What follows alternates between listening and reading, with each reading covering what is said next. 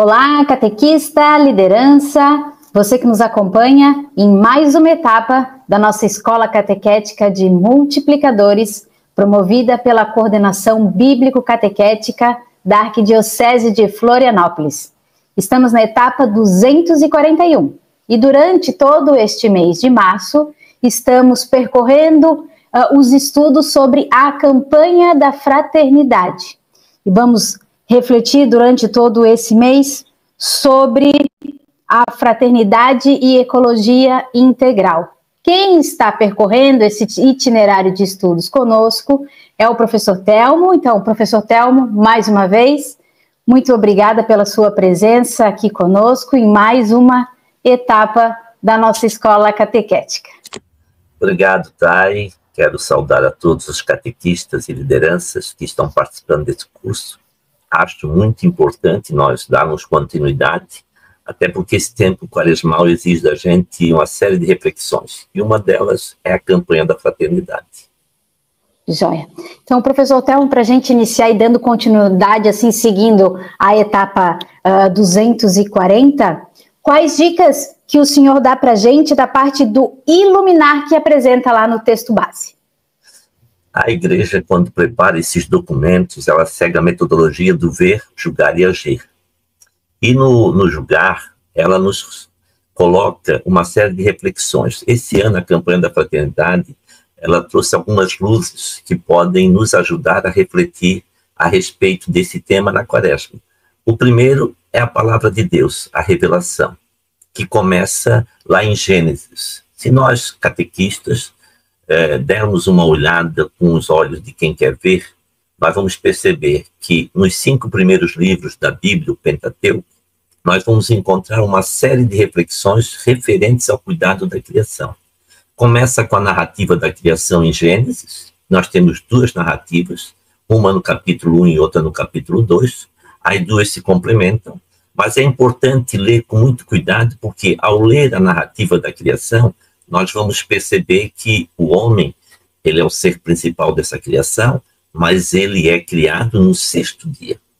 Ele não foi criado no 1º dia, não foi criado no 2º dia, nem no 3º, nem no 4º, nem no 5º. E olhem só, a cada dia criado, Deus viu que tudo era bom. Quando ele criou o homem no 6º dia, o que ele quer dizer com essa criação no 6º dia? Ele quer dizer que ele preparou um jardim para que a gente pudesse sobreviver e viver em plenitude. E que aquela criação que antecedeu ao homem é muito importante para que o homem possa viver. Sem essa criação, o homem não sobrevive. Deus coloca ali o homem e diz no 2º capítulo, primeiro mandato que ele nos dá, a primeira orientação que Deus nos dá é para sermos guardiões, sermos cuidadores, jardineiros. E para nós entendermos, ele manda que a gente domine. Domine aqui não é no gesto de massacrar, de oprimir. Não, domínio aqui quer dizer conheça. Conheça tudo que você está recebendo, domine esse conteúdo, domine essa realidade para que você possa viver em plenitude. E que essa realidade, ela vai ser importante para ti enquanto homem e mulher. Então domine, conheça, porque sem esse conhecimento, você corre o risco de não sobreviver. E a natureza, ela continua a ser um homem, porque ela já existia antes do homem.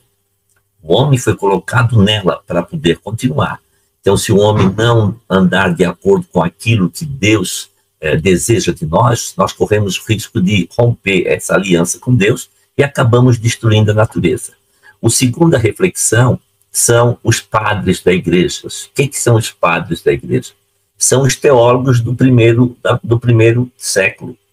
Então aí a igreja nomeia ali a campanha da fraternidade 5 desses santos, e um deles é Santo Agostinho, que lá no início já, logo após os primeiros cristãos, as primeiras comunidades, eles já refletiam sobre o cuidado da criação. A partir da revelação, a partir da experiência de vida, claro que eles não falavam com os termos e vocábulos de hoje, ecologia integral, meio ambiente, mas eles falavam no cuidado da criação numa visão cósmica, numa relação do homem com Deus e com todo o universo. Todos os 5 padres da igreja citados, eles têm textos muito importantes que vão alimentar e vão subsidiar a nossa catequese. O terceiro ponto que a igreja apresenta é a doutrina social da igreja, que começa com a Rerum Novarum, com Leão XIII, e vai até aqui a Laudato Si, Laudato Deo, Fratelli Tutti, Querida Amazônia, que são os documentos do Papa Francisco. Esses documentos, eles refletem uma caminhada da igreja, desde uma caminhada de uma ecologia criacional, passando por uma ecologia ambiental, uma ecologia humana, e agora com o Papa Francisco, uma ecologia integral que engloba todas essas ecologias. E por último, não menos importante, o Papa nos remete à ciência e à história de vida dos povos originários, tanto na Laudato Si, na Laudato Deo e na campanha da fraternidade. Traz como inspiração e como iluminação essa experiência dos povos originários no cuidado da casa comum, que são os nossos indígenas, e também tudo aquilo que a ciência produz de conhecimento, que é resultado do desenvolvimento do homem, da liberdade do homem, que era isso que Deus queria, e que coloca à disposição do homem para que o homem possa cuidar melhor da casa comum. Então, essas são as reflexões, de forma geral, que a campanha da fraternidade nos oferece para ajudar a iluminar essa leitura. Professor Thelmy, agora a gente trazendo um pouquinho a questão ali do hino da campanha da fraternidade, né? O que nos ensina a letra do hino da campanha da fraternidade e de que forma o hino pode nos ajudar a transmitir ali o conteúdo da fraternidade e da ecologia integral nos encontros de catequese? Thay, uma das primeiras coisas que a gente tem que colocar para as crianças, para os adolescentes e adultos, é essa espiritualidade de fundo. Esse hino nasce de uma inspiração também do hino do Irmão Sol, do Cântico das Criaturas, que nós comemoramos 800 anos esse ano. Tanto Francisco de Assis como esse hino, eles revelam um amor para com a criação. Eles fazem um momento de louvor a Deus pela criação. É um momento de dar graças a Deus, mas ao dar graças a Deus pelo hino e pelo Cântico das Criaturas, a gente reflete essa realidade. Então, é importantíssimo, tanto didaticamente quanto pedagogicamente, nós termos nos inícios da catequese, quem sabe no início da aula, do encontro, fazermos uma experiência de um dia ouvir só o canto sem cantar, outro dia cantar, outro dia encenar o canto, né? São experiências que envolvem as crianças, envolvem os adolescentes, e fazer com que esse canto ele seja absorvido na nossa vida. Fazer um trabalho com as crianças, cartazes, faixas, fazer uma roda de conversa, pedir para eles trazerem esses elementos que aparecem tanto no Cântico das Criaturas quanto no Cântico do hino. Agora, o hino ele precisa ser degustado, né? Ele precisa ser ouvido com muita atenção e, ao mesmo tempo, saboreado, porque quando tu entra nessa perspectiva do canto e da melodia, o teu corpo, o teu espírito se envolve, né? E nesse momento tu entra em comunhão com Deus, tu entra num espaço de oração. E oração não é só falar, oração é contemplar, é ouvir. Então, tirar tempo para ouvir com as crianças, fazer silêncio, quem sabe ao redor do altar, aos pés de São Francisco, né? E aos pés de Maria, que é a nossa grande mãe, quem sabe fazer uma mística, criar um espaço e ouvir o cântico, e ir absorvendo o que é o Irmão Sol, o que é essa casa comum, né? O que nós temos, transformar isso em gestos concretos. Muito legal. Agora, professor Thelmo, considerando essas suas andanças por diversos lugares do país, aí, por diversas dioceses, paróquias, quais são as grandes inspirações e iniciativas do cuidado com a casa comum que é possível realizar com as famílias e os catequizandos? Thay, o Papa Francisco nos lembra na Laudato Deo que nós, enquanto católicos batizados, enquanto seres humanos normais, nós não conseguimos fazer grandes revoluções, mas nós podemos fazer as micro-revoluções. O que são as micro-revoluções? São as mudanças no nosso comportamento. E dentro de um processo educativo, dentro de uma catequese, onde tu vai experienciar uma realidade com as crianças, tu vais facilitar o conhecimento, mas também vais aprender, eu acho que é importante nós termos gestos concretos, simples, porém significativos.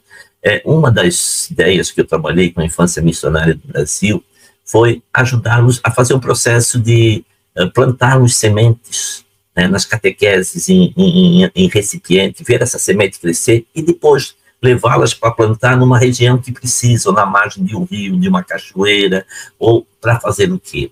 Para mostrar que a natureza precisa dessa árvore. Sem a natureza, nós não sobrevivemos. Uma outra experiência positiva que tem dado muito resultado, além dessa, é fazermos, quem sabe, uma gincana com as crianças da catequese, nas paróquias, de recolher, quem recolhe mais equipamentos eletrônicos não usados, porque hoje nós temos empresas que recolhem, que ainda revertem recurso, né? Reciclagem do óleo, né? Bom, sugerir ao pároco que coloque lá um recipiente para receber as garrafinhas de óleo utilizado, que também revertem dinheiro, né? Para a comunidade, fazer um passeio com a catequese, fazer um lanche, comer uma pizza, assim. Então, fazer com que eles saboreiem, curtam, fazendo algo em benefício, né? Utilizar, incentivar as crianças a trazer seu caneco para a catequese, não mais usar garrafinha plástica, né? E ajudar, quem sabe, construir um canequinho com as crianças, escrever o nome, fazer uma aula de pintura, já mostrando que eles podem transformar uma caneca em algo bonito, saboroso de carregar. Eu ando com a minha caneca na minha mochila, para poder usar, senão estou dando um contra-exemplo, né? Então, a gente tem que ter a catequista levar sua caneca, né? E falar sobre a importância, não que é da caneca, mas de se evitar o consumo de plástico, quanto tempo o plástico fica na natureza, aproveitar esses momentos e catequizar, porque tudo cabe catequese. E nós temos, assim, uma série de... Se olharem o livro da campanha da Fraternidade para a Catequese, tem uma série de sugestões. E a catequese, a campanha da Fraternidade esse ano foi muito feliz em criar vários subsídios e, assim, detalhá-los, né? Nós temos para as escolas, desde as séries iniciais até a universidade, todos os momentos.